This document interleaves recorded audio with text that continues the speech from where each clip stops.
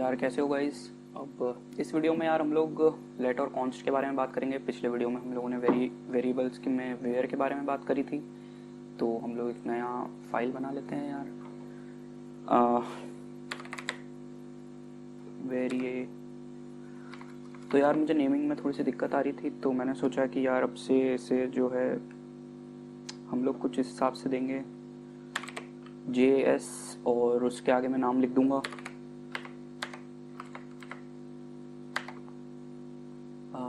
JS3, क्योंकि ये third file है। और फिर मैं आगे उसका नाम दूंगा, नहीं तो यार पूरी फाइल्स जो है ऊपर नीचे हो रही थी। ठीक है, तो अब से जो है यार ये बिल्कुल सही तरीके से जमे हुए रहेंगे। पर चलो ठीक है, अब हम लोग इसको जो है इंपोर्ट कर लेते हैं यहाँ पे। पहले इसे बंद कर देता हूँ।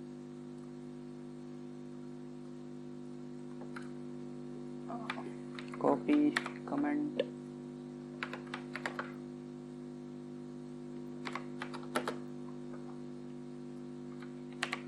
चलो गाइस हम लोग आ चुके हैं। तो यार देखो इस वाले वीडियो में हम लोग लेट और कॉन्स्ट के बारे में बात करेंगे।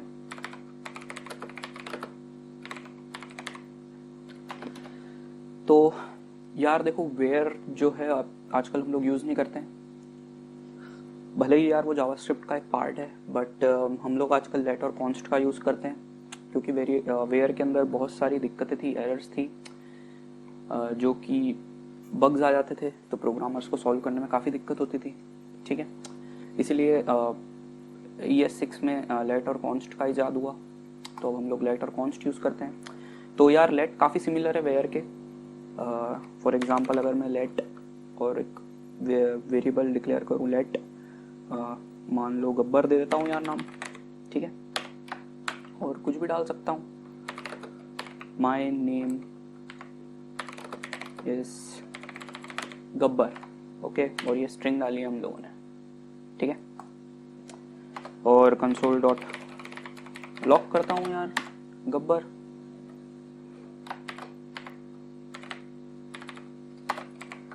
और जैसे ही रिलोड करूँगा देखो माय नेम इज़ गब्बर आ गया।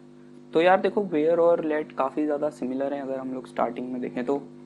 वैसे तो बहुत सारी एरर्स को वो जो है ख़त्म कर देता है, जो हमको वेयर में दिक्कत आती थी उन वेयर उसके बारे में भी हम लोग आगे बात करेंगे।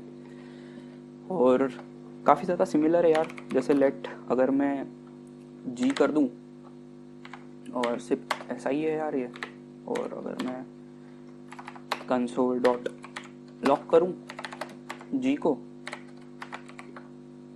तो यार ये देखो अनडिफाइंड, पहले भी अनडिफाइंड आता था, अब भी अनडिफाइंड आता है। तो फिर यार देखो इनमें डिफरेंस क्या है। तो अब देखो जो लोग पहली बार जावास्क्रिप्ट देख रहे हैं उन्हें हो सकता है कि थोड़ा सा डिफिकल्ट लगे, हो सकता है, ज़रूरी नहीं है। तो आओ यार चलो देखते हैं। सबसे पहले तो यार वेयर और में सबसे पहली दिक्कत ये थी कि जब भी हम लोग वेयर में कोई भी नाम लिखते थे, मान लो कि हम लोग वेयर ए लिखते थे और उसके अंदर हम लोग कोई भी वैल्यू डाल देते थे, मान लो 50, और हम लोग यार उसको फिर से रीडिक्लेयर कर सकते थे। और अब अगर मैं उसके अंदर डाल दूंगा 60, तो यार ये सिंटेक्स सही है। अब जिन लोगों ने दूसरी लैंग्वेजेस पढ़ी है, मान लो पाइथन C++, तो उनके हिसाब से यार ये जो है गलत है यार सिंटेक्स, समझ रहे हो। पर यहाँ पे देखो 60 आ गया, मतलब कि ऐसा है कि आप लोग फिर से एक वेरिएबल को, उसी सेम नाम के वेरिएबल को डिक्लेयर कर रहे हो यार, तो ये दिक्कत वाली बात नहीं हुई, समझ रहे हो। तो ये जो है लेट के अंदर हट जा रहा है। अब अगर मैं यहाँ पे कोई भी नाम लूँगा, लेट बी मान लो, और उसके अंदर मैं वैल्यू डाल देता हूँ 50। अब अगर यार मैं देखो लेट बी के नाम से एक और चीज़ बनाऊँगा और उसके अंदर मैं डाल दूँगा 60, और फिर मैं कंसोल डॉट लॉक करूँगा बी को, तो ये देखो uncaught syntax identifier B has already been declared, मतलब बी जो है ऑलरेडी डिक्लेयर हो चुका है। देखो आप लोग ऐसा कर सकते हो, ठीक है, ये कर सकते हो, बट यार आप फिर से डिक्लेयर नहीं कर सकते हो, समझ रहे हो। ये हमने डिक्लेयर और इनिशियलाइजेशन दोनों साथ में करा है, ठीक है। आप लोग इनिशियलाइज कर सकते हो, आप लोग वैल्यू चेंज कर सकते हो उसके अंदर बार बार, बट बार बार डिक्लेयर नहीं कर सकते हो। तो एक जो है इस चीज़ को सॉल्व करता है लेट। सेकेंड चीज़ जो कि बहुत ही ज़्यादा कंफ्यूजिंग लगती है यार, और मुझे भी स्टार्टिंग में कंफ्यूजिंग लगती थी और काफ़ी ज़्यादा वियर्ड लगती थी, और वो है होस्टिंग। ठीक है। तो होस्टिंग कुछ नहीं है, जो वेयर वेरिएबल है ना, जो वेयर होता है वो एक global variable, as a global variable काम करता है जावास्क्रिप्ट के अंदर। कैसे? तो यार मान लो कि मैं यहाँ पे कंसोल डॉट लॉग कर देता हूँ, एक वेरिएबल बना लेते हैं हम लोग सी, ठीक है। और अब अगर मैं यहाँ पे मान लो कि वेयर सी लिख देता हूँ, और अगर अब मैं यहाँ पे सी इक्वल टू 10 दे देता हूँ, और फिर से मैं कंसोल डॉट लॉग सी कर देता हूँ, तो अब नॉर्मली क्या होना चाहिए कि यार देखो हमारा सी तो डिक्लेयर्ड ही नहीं है, तो तुम कंसोल डॉट लॉग सी कर कैसे रहे हो? फिर तुम उसके अंदर डाल भी रहे हो और 10 वैल्यू डाल रहे हो, फिर से तुम डिक्लेयर कर रहे हो, लास्ट में प्रिंट कर रहे हो, लास्ट में तुम जाके डिक्लेयर कर रहे हो। तो नॉर्मल कोई दूसरी प्रोग्रामिंग लैंग्वेज होगी तो सबसे पहले तुम्हारे मुंह के ऊपर थप्पड़ मार के और एरर दे देगी, बट ये जावास्क्रिप्ट है, इसमें ऐसा नहीं होता। काफ़ी प्यारी लैंग्वेज है यार ये। तो देखो सबसे पहले तो इसने 10 अनडिफाइंड दे दिया और दूसरी वाली में 10 दे दिया, तो यार इसका मतलब कुछ नहीं है। जो वेयर सी है ना वो ग्लोबल वेरिएबल हो जाता है, और जब इंटरप्रेट होती है हमारी फाइल ये वाली, तो वेयर सी को क्या करता है, जो भी इंटरप्रेटर रहता है इसका ऊपर लाके लिख देता है ऐसा, ठीक है। हम लोग नहीं कर रहे, ऐसा जावास्क्रिप्ट इंजन करता है। तो यही होती है यार होस्टिंग, काफ़ी प्रॉब्लमेटिक है ये, देख सकते हो यार आप लोग। कंसोल डॉट लॉग सी पहले ही कर दिया, डिक्लेयर करा ही नहीं हम लोगों ने और प्रिंट कर दिया, और यहाँ पे आ भी रही है वैल्यू यार, है ना। तो इस चीज़ को भी यार देखो लेट ने एड्रेस करा है। तो अब अगर मैं सेम चीज़ को लेट के अंदर लिखूंगा ना ऐसे करके, अब नहीं होगा, अब नहीं होगा। देखो uncaught expression identifier c has already been declared. सबसे पहले तो यार इसने ये दिक्कत दे दी कि सी जो है पहले से डिक्लेयर्ड है यहाँ पे, तो आप उसको यूज़ भी नहीं कर सकते हो। वेयर के अंदर तो हम लोग यूज़ कर पा रहे थे वेयर को बार बार, बट अब जो है सी को हम लोग यूज़ भी नहीं कर सकते। बट अगर हमको सेम लॉजिक देखना है इसमें तो हम लोग डी लिख देते हैं यहाँ पे, और चेंज कर देते हैं इसको भी डी, इसको भी डी कर देते हैं और इसको भी डी कर देते हैं। चलो फिर से चला के देख लेते हैं। तो ऊपर वाला तो चल गया, पर नीचे वाला क्या आया, cannot access d before initialization. मतलब तुम लोगों ने इनिशियलाइज करने के पहले उसको एक्सेस नहीं कर सकते। कंसोल डॉट लॉग हम लोग पहले ही यूज़ कर रहे हैं और तुम लोगों ने डिक्लेयर बाद में करा है, तो लेट ने जो इसको भी एड्रेस कर दिया।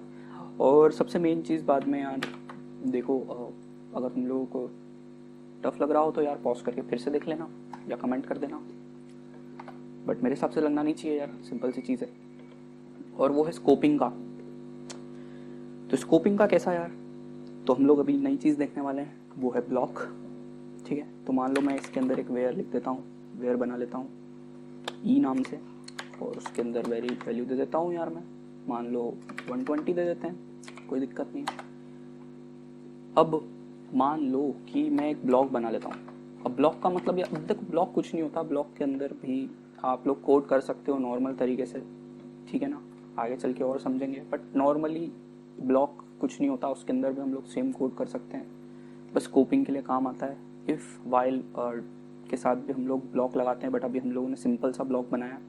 और अगर मैं इसके अंदर फिर से ई लिखूं, और अब अगर उसकी वैल्यू को मैं लिख दूं मान लो 150, और अगर अब मैं यहाँ पे कंसोल डॉट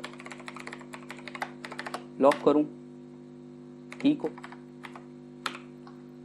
और अगर अब मैं यहाँ पे कंसोल डॉट लॉक करूं ई को, तो अब यार बताना क्या आंसर आएगा, ठीक है। तो चलो देखते हैं यार, दोनों का 150 आया। मतलब अंदर वाले ब्लॉक ने ग्लोबल वेरिएबल को, जो बाहर वाला ब्लॉक था जो ई था, हम उसको जो है चेंज कर दिया, उसको भी 150 कर दिया। समझ रहे हो यार कितनी प्रॉब्लमेटिक चीज़ है यार, है। तो यार ऐसा नहीं होना चाहिए, ठीक है। मतलब हम लोगों ने एक बार और डिक्लेयर करा अंदर वाले ब्लॉक के लिए, हम चाह रहे थे कि एक लोकल वेरिएबल बन जाए, बट ऐसा नहीं है, उसने बाहर वाले वेरिएबल को जो है चेंज कर दिया है। तो इस चीज़ को भी एड्रेस करता है हमारा लेट वेरिएबल, ठीक है। कैसे, तो यार देखो हम लोग बाहर एक लेट बना लेते हैं ई नाम से ही, सेम सब कुछ वैल्यू दे देंगे 120, एक और क्लॉक बनाएंगे और उसके अंदर भी हम लोग लेट ई करके दे देंगे और उसकी वैल्यू भी हम लोग दे देंगे मान लो 150। और अब अगर मैं यहाँ पे कंसोल डॉट लॉक करूँगा ई को और बाहर मैं कंसोल डॉट लॉक करूँगा ई को, तो यार अब बताओ क्या आना चाहिए। चलो रन करके देखते हैं। अब आया 150 और 120, ठीक है।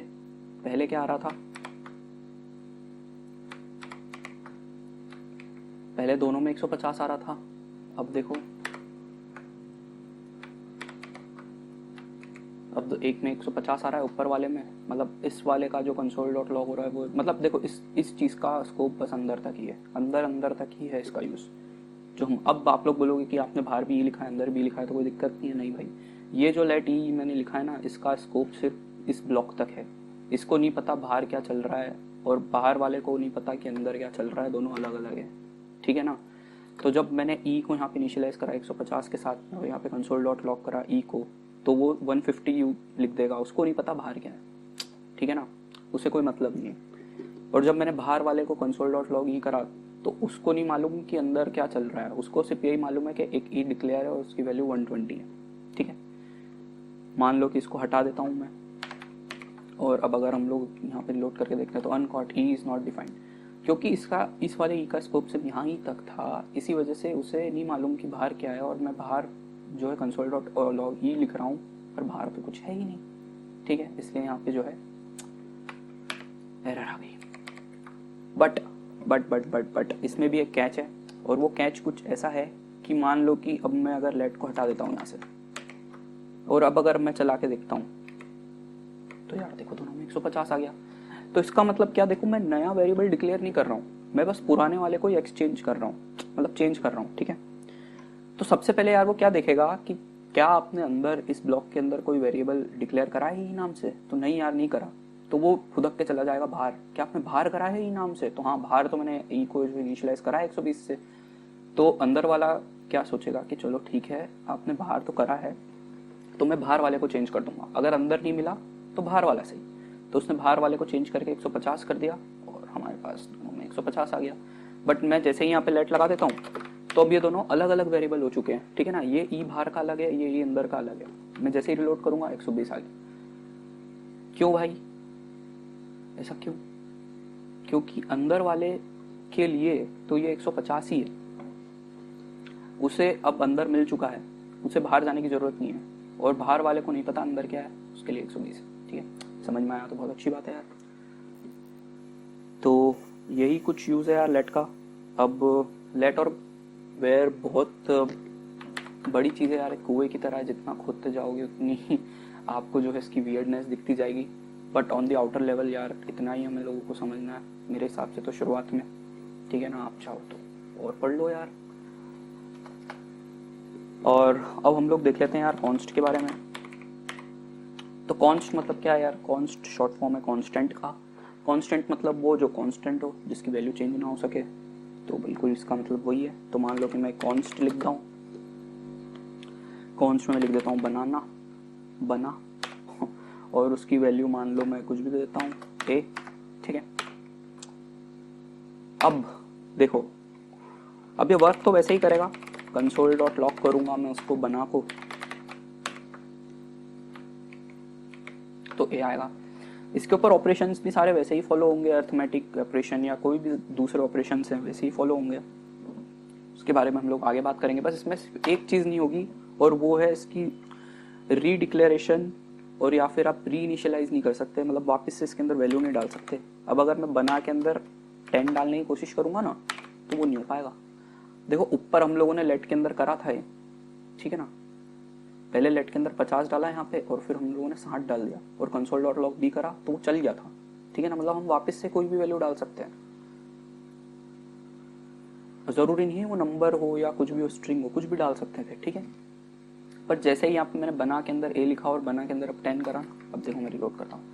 Assignment to constant variable type error, यानी कि मैं कांस्टेंट के अंदर फिर से कोई दूसरी वैल्यू नहीं डाल सकता।